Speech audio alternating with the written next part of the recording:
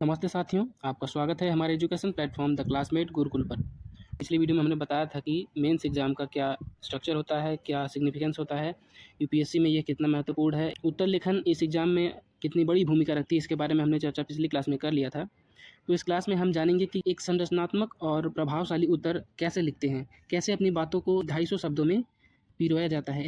तो आगे चलते हैं। हम पहले टॉपर्स की कॉपी को देखने से पहले उनसे जो 4-5 पॉइंट है उसको हम समझ लेते हैं, जो हमको ध्यान में रखनी है। बाद में हम आपको दिखाएंगे कि कैसे किसी टॉपर ने कैसे उत्तर लिखा और वो मेंस में बढ़िया नंबर लाए और उनकी रैंक अच्छी आई। तो चलिए पहले उन 5 बिंदुओं को समझ लेते हैं जो उत्तर लेखन की शुरुआत करते समय आपको ध्यान में रखना है। तो सबसे पहला पॉइंट जो है प्रश्न की समझ। कोई भी प्रश्न होगा उसको आप समझ पा रहे हैं या नहीं, ये आपको डिपेंड करेगा आपका उस टॉपिक पर कितनी अच्छी पकड़ बनी है या आपको उस टॉपिक की समझ कितनी अच्छी है।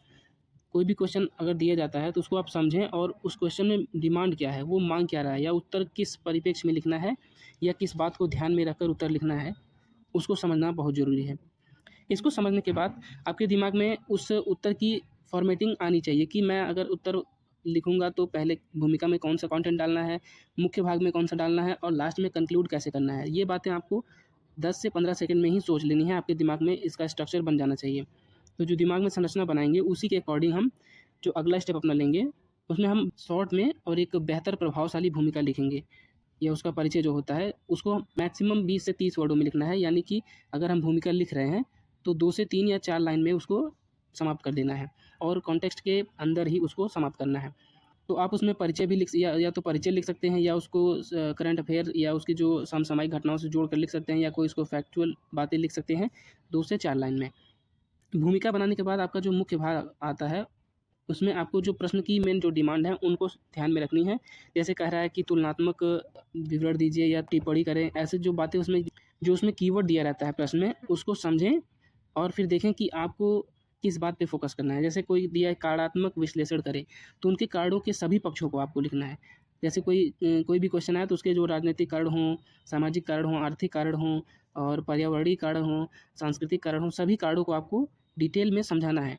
अगर पूछ रहा है कि कार्डात्मक विश्लेषण कीजिए तो आपको कारण के सभी पक्षों को ध्यान में रखना है। तो जो मुख्य भाग होगा उसको बेहतर आप उसी हिसाब से बना सकते हैं जब आप प्रश्न की मांग को समझ जाएंगे। तो चौथी बात ये थी कि आपको मुख्य भाग में जो प्रश्न की मांग है उसके हिसाब से पूरी बातें आपको भरनी है। आप हेडिंग्स बना के उसमें सब पॉइंट्स लिख सकते हैं, पॉइंट वाइज अपने विचार को उसमें व्यक्त कर सकते हैं, जिससे आपका जो ज्ञान है उसका बेहतरीन प्रदर्शन हो जाए। ये नहीं कि कोई टॉपिक है तो उसके बारे में हम डिटेल में लिखना शुरू कर दें। इसी टॉपिक के बारे में आता है तो उसमें 5 लाइन लिख दें, फिर अगले में नहीं आता तो 1-2 लाइन लिख दें। ऐसा नहीं करना है। टॉपिक अगर कारण लिखना है तो कारण को 1 लाइन 2 लाइन करके जो उसका अगला परिप्रेक्ष्य है या अगला पक्ष है उसको लिखना है। ये नहीं कि एक ही टॉपिक में पूरा आप लिखते चले जाओ।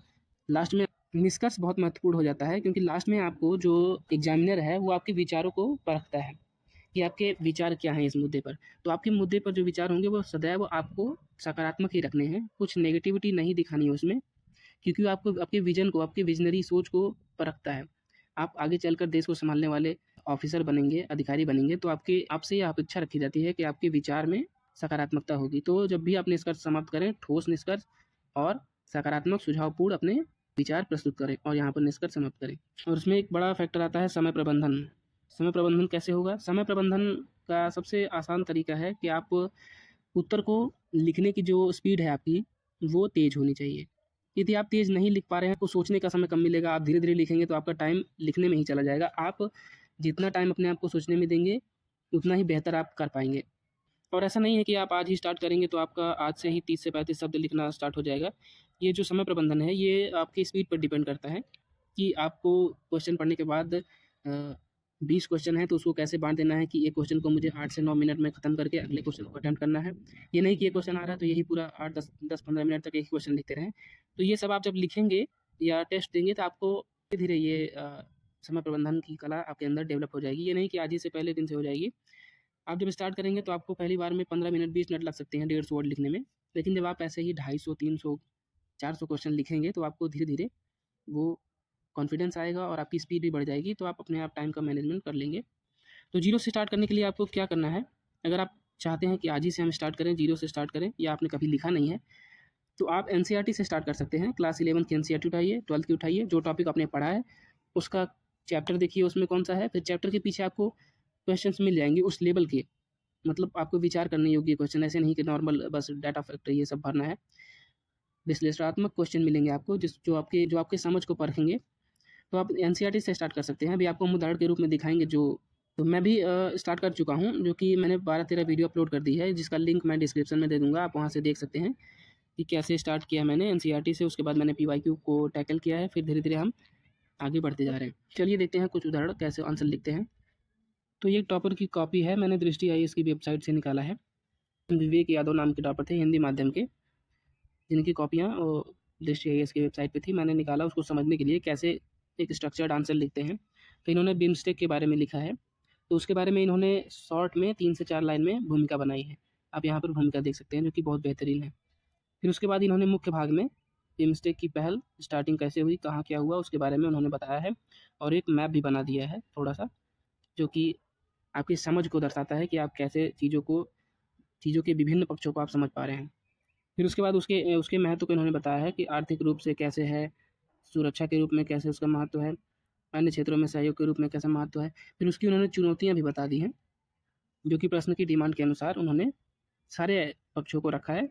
और फिर उन्होंने लास्ट में एक बेहतरीन कंक्लूजन दिया है, जो कि है ऐसे में बिमस्टेक को अपने बड़े कार्यक्षेत्र के अनुरूप विकास कार्यों को गति देनी चाहिए। सहयोगी राज्यों की प्रतिवर्ष मीटिंग आपसी सहबद्धता, विश्वास एवं परस्पर शांतिपूर्ण नीतियों को बढ़ावा देना चाहिए। तो इनका देखिए कंक्लूजन एकदम बेस्ट है, एकदम बेहतरीन रूप से इन्होंने कंक्लूड किया है, शांतिपूर्ण नीतियों को बढ़ावा देना चाहिए। तो यहाँ पर इनकी विजन को दर्शाता है, इनकी कॉपी या इनका जो लेखन है या इनका जो कंटेंट है, ये इनके विजन को दर्शाता है कि कैसे इनके विचार हैं।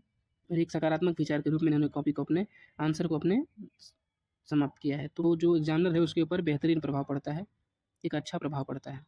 तो ऐसे लिखी जाती हैं कॉपियाँ। मैंने भी लिखना स्टार्ट कर दिया है, और मैंने डिस्क्रिप्शन में लिंक दे दिया है प्लेलिस्ट का। मैंने 10 से 12 क्वेश्चन ऑलरेडी लिख दिया है, और मैं लिखता रहूँगा। मैंने 1000 क्वेश्चन का चैलेंज दिया है, जो मैं आने वाले दिनों में पूरा करता रहूँगा। वीडियो को अंत तक देखने के लिए आपका धन्यवाद। मिलते हैं नेक्स्ट क्लास में।